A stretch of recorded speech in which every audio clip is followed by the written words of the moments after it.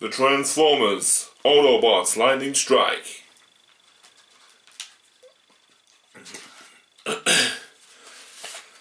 Spike, the young engineer and friend of the Autobots, sat on a rock in the warm sunshine writing up his diary.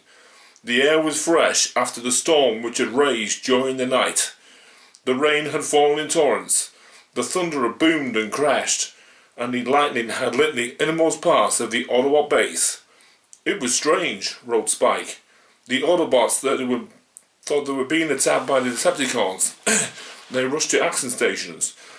Optimus Prime and Jazz were ready to repel an attack when the storm passed on.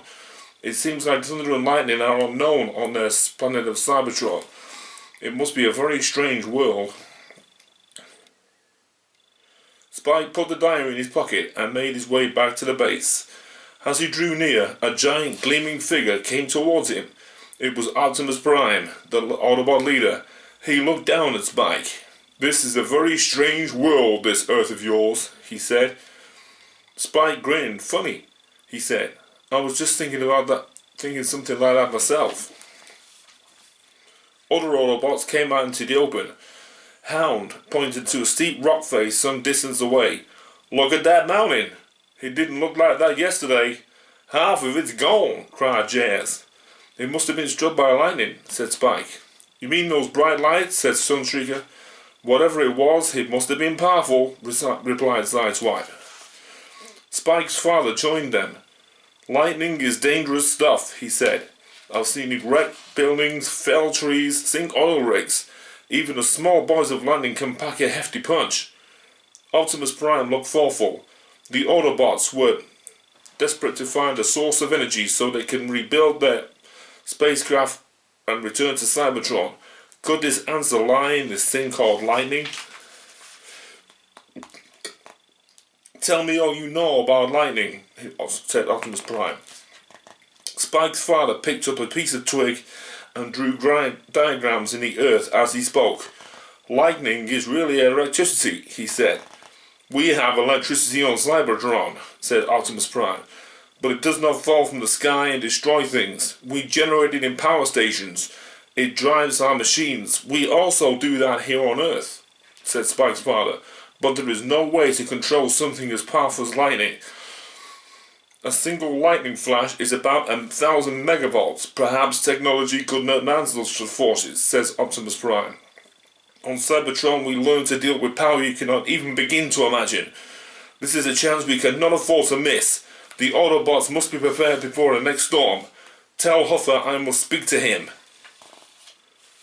As usual, Huffer complained. "Lightning," he muttered. "Catch it? You want it put in a cage, I suppose? If you think that's best, then do it by all means," said Optimus Prime. "Just as long as he's ready before the next thunderstorm." For the next week, Huffer was hardly to be seen. He transformed into his truck disguise and went off on lone searches for materials. Once he returned to base to borrow some tools from Ratchet.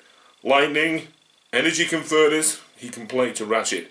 "None of this nonsense on Cybertron. If I was back there now..." Another time, Huffer asked Gears to help him lift some heavy components. Although Gears complained, he did not help, but each of them pretended to be more miserable than the other. Huffer worked hard on the project, and finally it was finished. He rolled in one day and spoke to Optimus Prime. "I suppose you'll want to see it," he said. "I don't suppose I'll get any thanks. Just a worn clutch and a slow puncture." Huffer escorted his leader to a distant mountain. He pointed ahead. Optimus Prime could see nothing unusual. "Where is it?" he asked. Huffer activated control on his chest plate, and from the top of the mountain there rose a slender lattice of gleaming metal. Slowly it rose up and stood on its top, partly hidden by drifting clouds. According to the Earth people, lightning most often strikes tall objects, said Huffer. There is your lightning collector. It's the tallest thing for hundreds of kilometers. How do we extract the power from the lightning? Said Optimus Prime. Under the mountain, said Huffer, is a cavern. I have built the energy converter. We will have a test run during the next thunderstorm. Let's hope the Decepticons do not find out, said Optimus Prime. But as he spoke, a winged messenger was already on its way back to Decepticon headquarters. It was Laserbeak, carrying news of the latest Autobot activity back to Megatron, leader of the Decepticons. Megatron studied Laserbeak's report. He sent for Soundwave. What does it sound like to you? He asked. It must be a radio mast of some sort, said Soundwave. From its size and location, it must have great range, both for sending and receiving. Who are the Autobots sending messages to? Asked Starscream angrily. Perhaps there are other Autobots we know nothing about. We must destroy this thing before it's too late. Now! I make the decisions, snapped Megatron. Soundwave, Laserbeak will lead you to the place. Keep a listening watch. This creation of theirs may be very useful to us. I still say that we should destroy it, said Starscream. If I were leader, the last Autobot would have long been since reduced to a handful of rusting nuts and bolts. Guided by Laserbeak, Soundwave went swiftly to the lonely mountain. He stood on a nearby hill. Where is it? He asked. Where is the tall metal radio mast? I see nothing. The top of the mountain was bare. Laserbeak flew up and circled in the sky above the peak. There was nothing to be seen. Soundwave was about to leave the hilltop when his audio sensors caught a faint signal. It sounded like running machinery, and it seemed to come from somewhere under the ground. Laserbeak gave a sudden screech. There was movement on the mountain peak. Something rose slowly from above the rocks. As Soundwave watched, Huffer's lightning collector rose into the sky until its top was lost in the haze. Deep in the underground chamber, Huffer made some adjustments as he tested the machine, unaware that he was inspired upon. For hours, Soundwave remained on the hilltop. He tuned his audio sensors to their finest pitch. He tried every frequency, but there was not a whisper of a radio signal. There was nothing coming from the mast at all. No radio, no infrared, no ultraviolet. Whatever system the Autobots had devised, it was quite undetectable, even to an expert like Soundwave. Megatron must be told of this without delay. Soundwave had made all speed back to Decepticon headquarters. Destroy it, and the Autobots with it, shrieked Starscream when he heard Soundwave's news. Megatron looked thoughtful. This technology is beyond even our wildest dreams. If we can learn its secret, we will have a powerful weapon. Laserbeak, you will return and keep watch on the Autobots while I make my plans. Megatron did not slowly. Starscream whispered to Rumble and slip away from the rest of the group. Not knowing that they were being watched, the Autobots made the final preparations for the first test of the lightning energy converter. Powerful cables were led from the base of the mast deep into the mountain and then connected into the equipment in the chamber. Gears muttered to himself and to anyone else who would listen that the whole thing was ridiculous. What if there is another storm? He said. What if there's no more lightning? There will be a thunderstorm sooner or later, said Spike's father. We have to wait. Okay, we wait, said Gears. We've only been on this server field for 4 million years, so let's wait. We can pick up weather reports from the radio, said Spike. They'll tell us when a storm is due. Cheer up, Gears, said Bluestreak.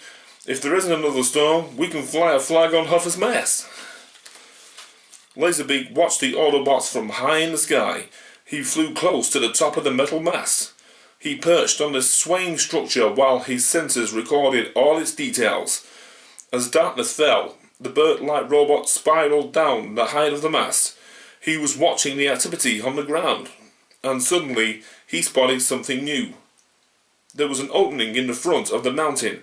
Autobots were coming out, and so were the two Earthmen who had befriended them. Laserbeak stayed perched on the struts of the mast, unseen in the dusk. He watched the Autobots transform at Optimus Prime's command. Spike and his father climbed into Hoffa's cab. Then in a blaze of headlights, the Autobots swept in a long line round the front of the mountain and back towards their base.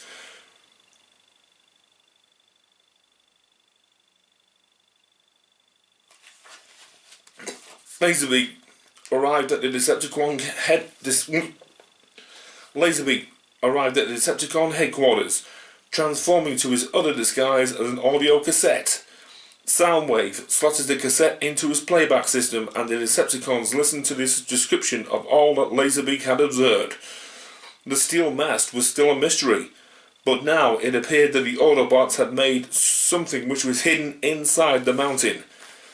"I must know what is so important that you have buried it," said Megatron.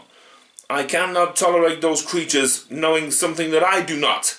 We will tear this secret from them." He called for Starscream, but Frenzy said that he'd seen him go off with Rumble. Megatron roared with rage. "The mindless vandal! I can guess what he is planning," he cried. "We must stop him immediately. Decepticons, scramble!" The entire Decepticon force rose into the air and raced at top speed to stop Starscream before he destroyed the Autobots and their secret. Spike stood by the radio, trying to tune into a local station to catch the weather forecast. "The sky is clouding over," he said. "I shouldn't be surprised if there was another storm soon." He turned the dial again, and there was a few bars of music. The music stopped and a man's voice spoke. "Here is the local weather outlook for the next 24 hours. Temperatures will stay the same, but in a moist, warm airstream from the west will move in later, with a strong possibility of thunderstorms over the mountains." "This is it," cried Spike. "A storm coming up." "What a planet," muttered Gears. "There's going to be a storm, so that's good." "If Huffer's equipment is ready," said Optimus Prime, let's not waste time. Autobots, transform!" In a moment, the Autobots, with Spike and his father in Huffer's cab, were making their way to the mountain and the lightning energy converter.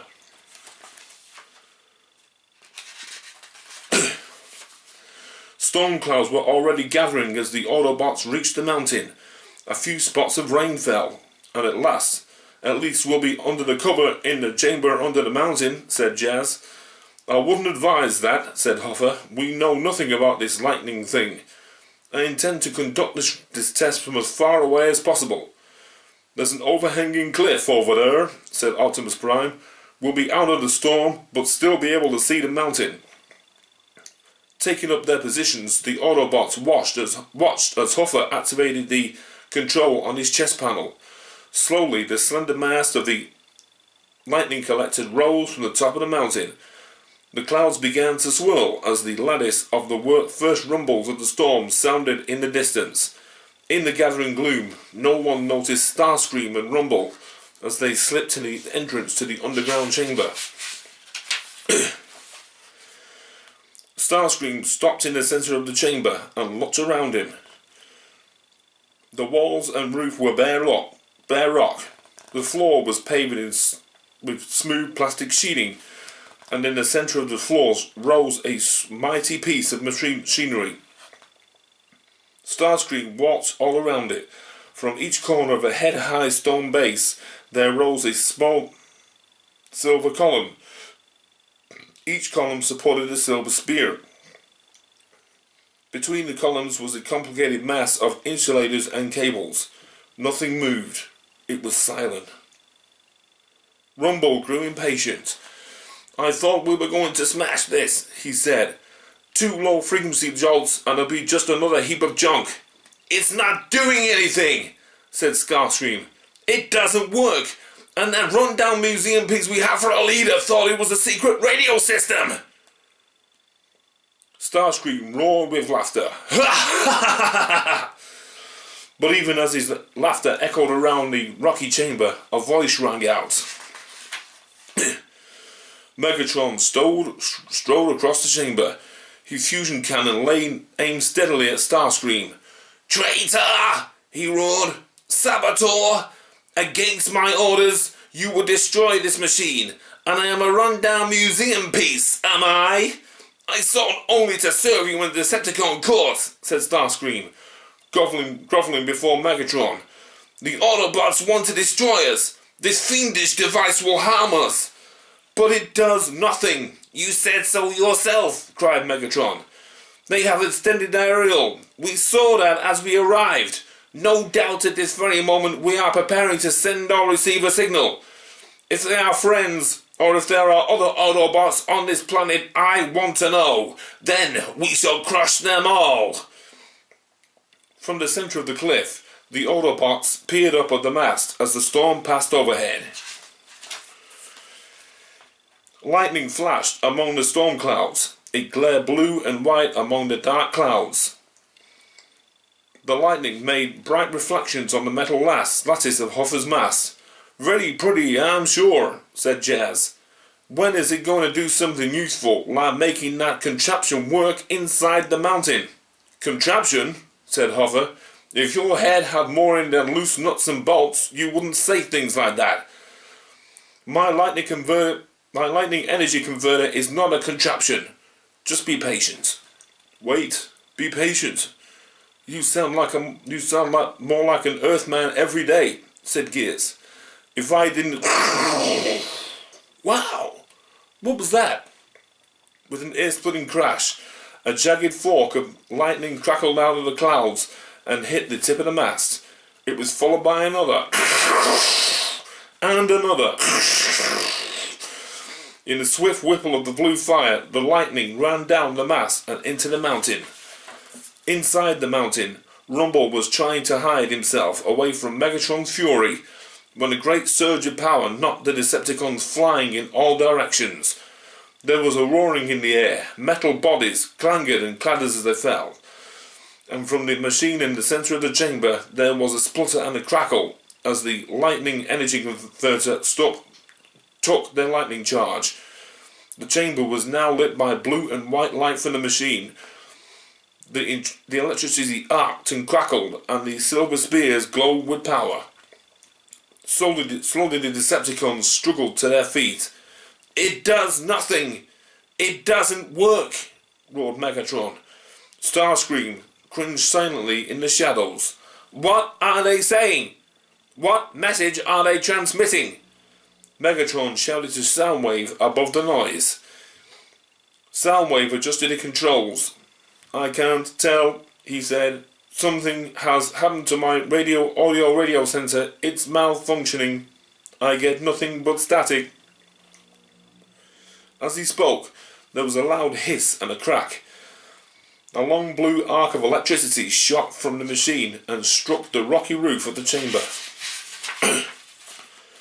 The electricity ran from the roof and then down the walls. They glowed and flickered with the blue light. Skywarp put out a hand to touch one wall. Next moment he had been hurled in a shower of sparks across the chamber. Skywarp lay on the floor, still giving off sparks. He tried to rise, but instead he began to transform. The transformation stopped halfway. Then with another shower of spark, he returned to his plain disguise. "Major malfunction to report," he said. But the others weren't listening. Their eyes were on Starscream. "If this machine can be started, then it can also be stopped," he shouted. He aimed the null-ray projector at one of the silver spears and fired. As the ray hit the spear, the electricity ran back down it to Starscream. He was sent sprawling across the floor. The null-ray projector was scorched and buckled. It was useless. "It's an Autobot trap!" cried Megatron. "Retreat!" Megatron led the way to the chamber entrance. The air now seemed alive with electrical energy. It arced and sparked from the walls and onto the metal bodies of the Decepticons. Control systems and sensors malfunctioned. Wiring began to burn out. Fuses blew. A cassette shot from Soundwave's chest pack and transformed into Ravage. The mechanical hound, with all his systems malfunctioning, gave a snarl, and then it hurled himself into a savage attack on Megatron, its own leader. Megatron hit out with his metal fist, and Ravage was thrown to the floor in a shower of sparks. Soundwave grabbed the creature and dragged it towards the entrance. But the electricity had been too quick for the stumbling Decepticons as they reached the rocky arc which led to the open air. The flickering light shot across the opening, forming a curtain of electrical energy. As the retreating Decepticons battled through, creaking and sputtering, they were spotted by the Autobots. Although through the rain which was now pouring down, the Autobots looked in amazement at their scorched and battered enemies. "Where did they come from?" said Optimus Prime. Hound watched the Decepticons as they made their way into the open. The rain hissed on hot metal. After they had gone, a train of smoke hung up in the air. "I thought that I picked up their signals when they first arrived," said Hound, "but I wasn't sure. It seemed that they thought our energy collector was its radio transmitter. They were trying to discover its secrets." "Well, they certainly got the message," said Jazz. Huffer pressed the controls on his chest plate, and the mass disappeared into the mountain, then went inside to inspect the energy converter. "It's a bit bent in places," he said, when he rejoined the others, "and I haven't got it quite right. It needs some more work on it." As they prepared to leave, Optimus Prime looked across at the mountain. The storm had passed, and the moon shone in a clear sky. "Energy from the sky will help us return to our own world," he said. "It will also be our gift to the people of Earth after we are gone." Doom doom doom doom doom doom doom doom doom doom doom doom doom doom doom.